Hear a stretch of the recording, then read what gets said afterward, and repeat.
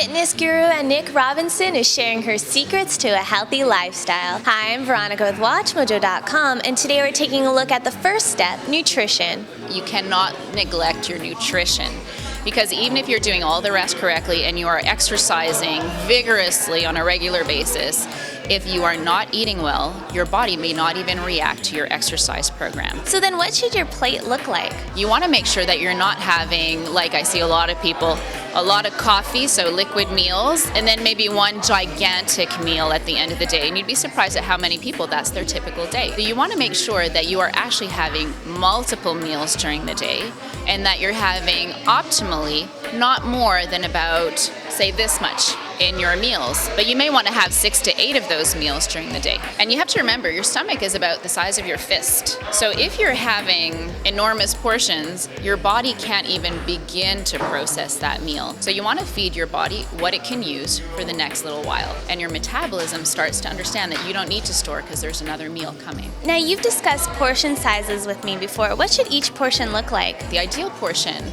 should be about the size of your own palm. So about the size of your palm and about the thickness of your palm. And if you're having really dense proteins like a nut butter of some kind, you want to make sure that it's about what would fit into the scoop of your palm. Will this make eating become a chore? The truth is, you actually quickly become used to eating good, healthy foods. And sometimes when you're eating all these chemicals, you actually numb your palate. And when you stop eating bad foods, it's like your palate recharges itself and you start appreciating good foods in a different way. Does that mean you won't be able to go out with your friends to a restaurant? What you want to avoid are very rich sauces. You want to avoid the foods that are heavily transformed, like pastas and things with potatoes and things that are fried. And I have a trick for my clients, is I make sure that once they walk into a restaurant, no matter what restaurant it is, that they already know in their mind what they're going to order. So most of the times I don't really look at the menu. I'll ask the waiter, I'll say, what's the cleanest food you have on your menu?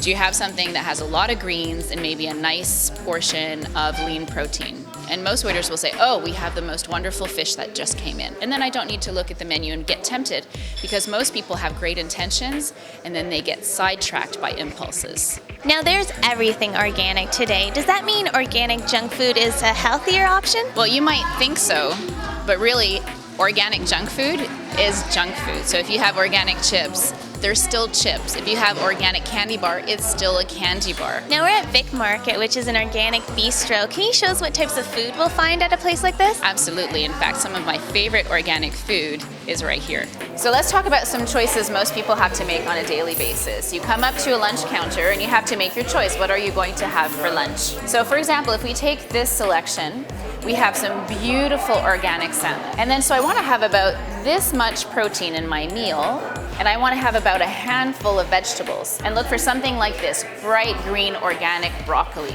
If I've had a really good exercise day, then I can allow myself to have a little bit of starch, but I want to have organic starch, and I want to have the right kind of starches. So I'm going to look for wild rices, quinoa, legumes. We might see, for example, some nice sweet potato, a nice starch that is low on the glycemic level, which means that there's not a lot of blood sugar that will react to this kind of food. One of the harder choices for breakfast, for example, well, you might want to do the same type of logic, about that much protein, maybe that much vegetables or fruit.